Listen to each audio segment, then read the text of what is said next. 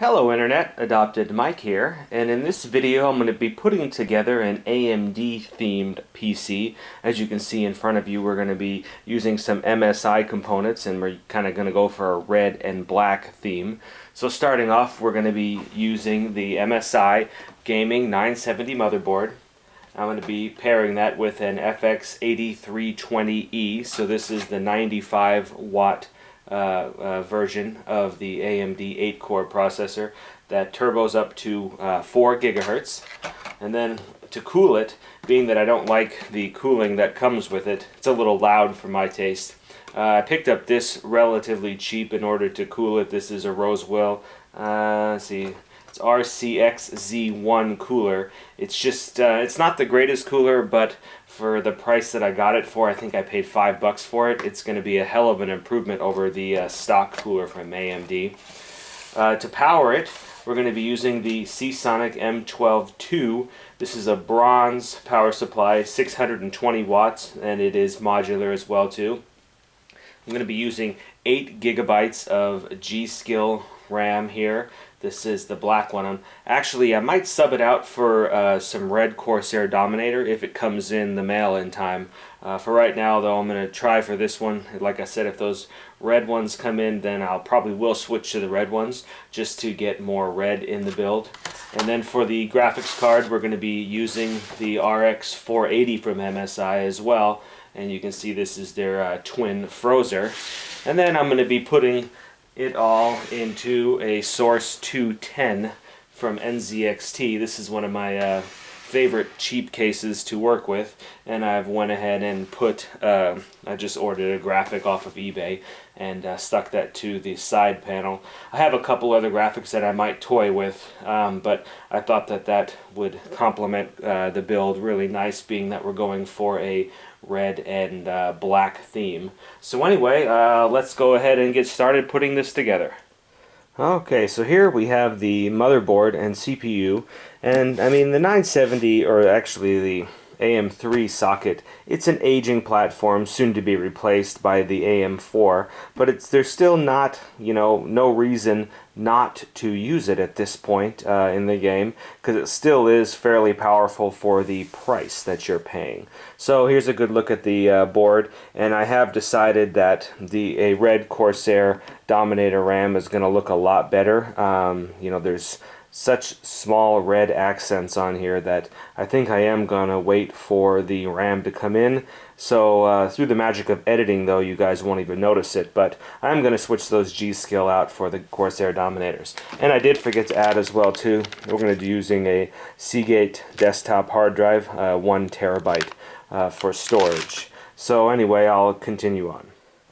Yes, that there looks much better. So I am glad I waited for those to come in. Alright, so that is a look at the board loaded up, and now let's go ahead and get it installed in the case. Alright, so I've got the motherboard installed in the case. As you can see, we've got everything set up. I've got the power supply in and some preliminary cabling done. I've got the hard drive there, and I've also put the DVD drive up top. I'm gonna look for a red fan, and hopefully I've got one, but I will switch that out with a red fan. And I've also installed 2 fans up here at the front of the case for intakes. So either red or black. Hopefully I do have a red one for that though, but I'll take a look. But anyway, there is a good shot of everything installed in the case, and now I'm gonna go into cabling and wire management. So getting to the video card, man, this thing is massive with the twin Frozer or zero Frozer here. So the fans won't even spin up until the temperature gets up. Wow, but this is a monster card. You can see it sticks out about an inch taller than the I/O. And the back plate's kind of cool. We got the Dragon, which actually you will see right side up because it will go in the computer this way. But yeah, so it's kind of a cool back plate. Massive card though. Wow, I was definitely not expecting it to be quite this size, especially for a 480. So I would expect this thing to cool very well. I'm not a huge overclocker personally, but I will dial it up a little bit, and I'm gonna guess with the size of these fans, man, this is going to keep it pretty quiet here. So we've got, you can see the heat pipes that we have coming across going to the GPU there. So there's 3, and wow, yeah, then 2 more down there at the bottom. This card here is very, very nice. Very well put together, especially for the price. Very well put together. Okay, so now the next thing to do then is to put it in there. And there we go. Look at that. Very, very nice, actually. So let me just pan down here just a little bit to get a better... There we go.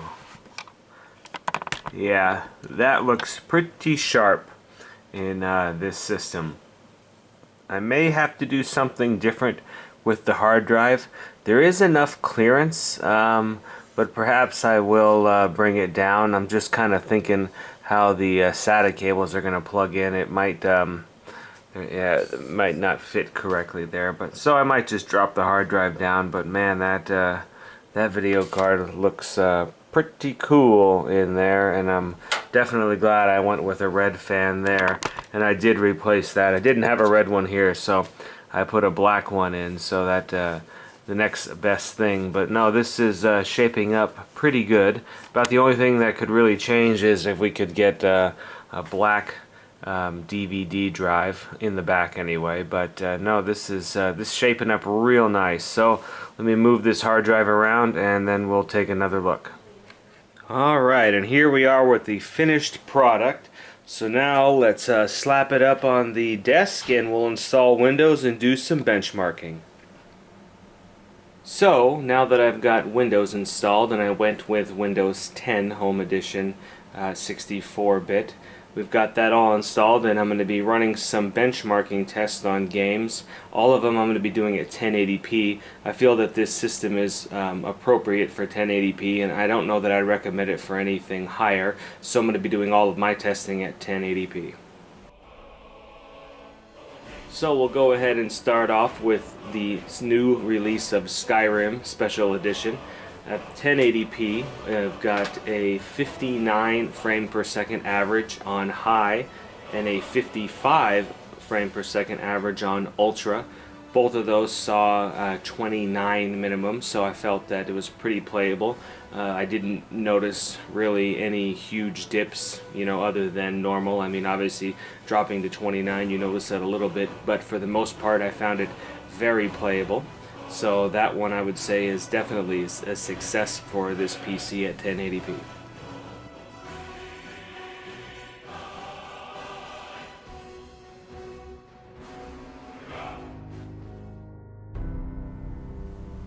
And then next I ran Fallout 4, and I ran that at high settings and ultra settings with the preset that you get when you first start up the game.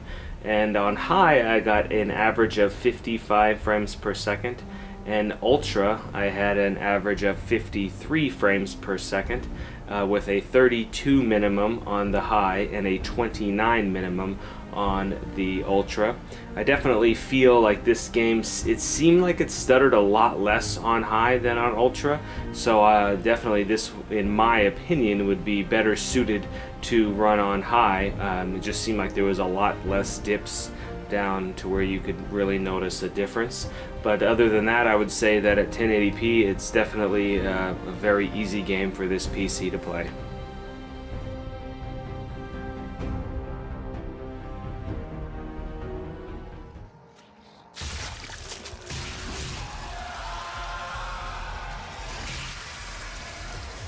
So Doom was a little bit different of a story. I ran the Vulkan API and my fraps wouldn't record the frame rate. So what I noticed by kind of just using the built-in frame rate display on Doom, I never saw anything under 60, and most of the time it was 80 plus, and I did see sometimes as high as 180 frames per second, and which is really playable, and this was at the maximum settings that I could put. There was one setting that it wouldn't let me go any higher, and it was due to the VRAM issue. No, not really issue, just due to the fact there's only 4 gigs of VRAM on this card, and it said that, I believe it said it needed 5 or more to enable one particular mode. Other than that, everything went on max as high as I could get it at 1080p, and I would say this played very well. That game is a heck of a lot of fun, and you do need some high frame rates in order, because it's such a fast-paced game. And this system here completely was playable at 1080p, no problem. In fact, you might be able to get away with 1440p, but definitely, yeah, Doom did quite well with Vulkan on this system.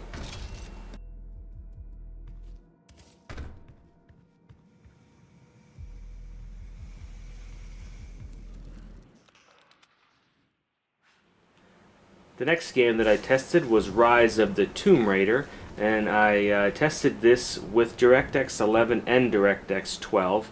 On DirectX 11, on high presets, I was getting 71 frames per second, and on the DirectX 12, there was quite an improvement. I was able to get 83, so there's a 12 frame per second increase there, going from DirectX 11 to DirectX 12. Then when I went to very high, I got a warning, and it was again related to only having 4 gigabytes of VRAM.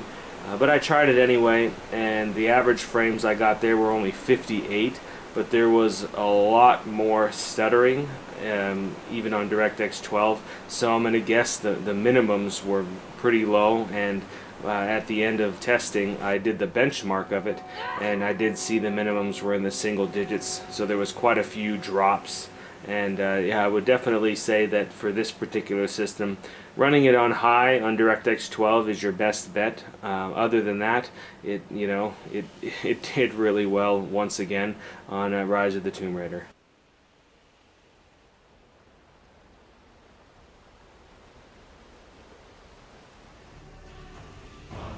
So for Shadow of Mordor, I did very high and ultra, and this thing had absolutely no problems. Very high, I was seeing about 96 frames per second, and on ultra, I was seeing 86 frames per second, and it maintained a very good, I mean, even the minimums weren't very bad, very few dips.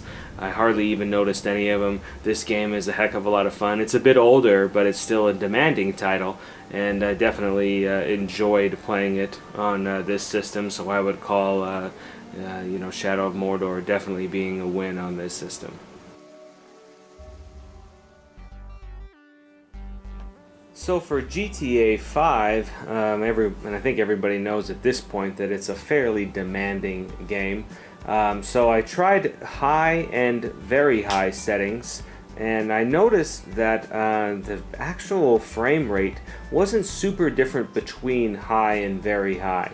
You know, basically I was getting anywhere from about 5 frames per second or less difference on each of the scenes, so it really wasn't a huge deal, although it did feel like the high setting was smoother and there was less dips. Now the benchmarking utility shows that there was really not a huge difference between the minimum and the average frame rates between those two settings, but you know, it just felt like the high setting was a bit smoother.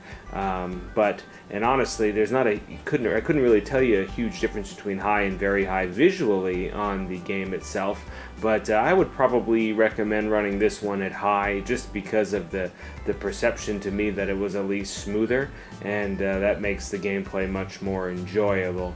But at any rate, high or very high, you know, essentially almost the same, so I would say that this system is pretty good for the demanding GTA 5.